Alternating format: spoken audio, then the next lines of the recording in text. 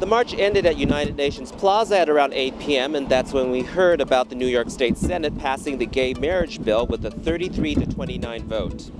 With this energetic jumpstart to Pride, marriage equality activists here in San Francisco quickly gathered in the Castro for an impromptu celebration.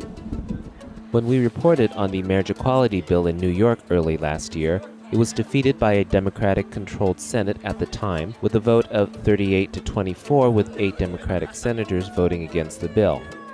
With a new governor in office, a third attempt to legalize gay marriage was initiated with the bill that was introduced in the Assembly on June 14 and passed one day later.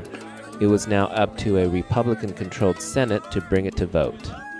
Governor Cuomo in New York not only said he supported it, he made this his #1 legislative priority his very first year in office.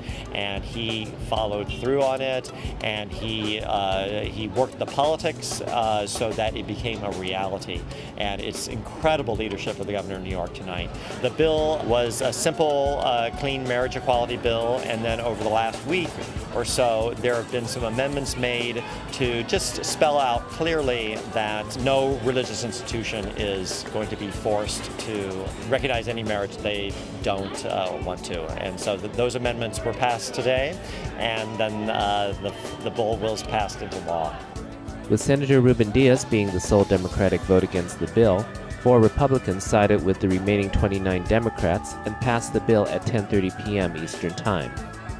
So it was a very, very interesting vote in the Senate. We needed 32 votes in the state Senate. There's 62 members of the Senate, so you do 50% plus 1. We got 33 votes. And something that's really, really important about the vote in New York tonight was it was a bipartisan vote.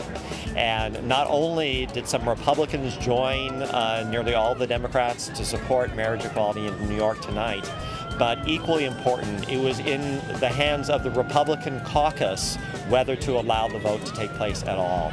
And the Republican caucus, even people that opposed equality, they agreed that the vote would take place. And without that, we would not have had this historic vote and this incredible victory tonight in the marriage equality and really in the lesbian, gay, bisexual, transgender rights movement.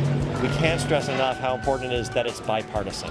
And we're seeing now a model of Democrats and Republicans working together to achieve marriage equality. So I think it sends a strong message all the way across the coast. Courts and the public in general, they look to what is happening, especially in really important large states like New York. And so I think this is going to have a very positive impact on things here in California. New York is the 3rd largest state in our country. It is a vast, diverse state like California. And so I think when we see that in New York you can have large public support through the opinion polls are showing like 58% support for marriage equality in New York, and you can actually see Democrats and Republicans working together to actually achieve victory in New York. It really is a model that we can emulate here.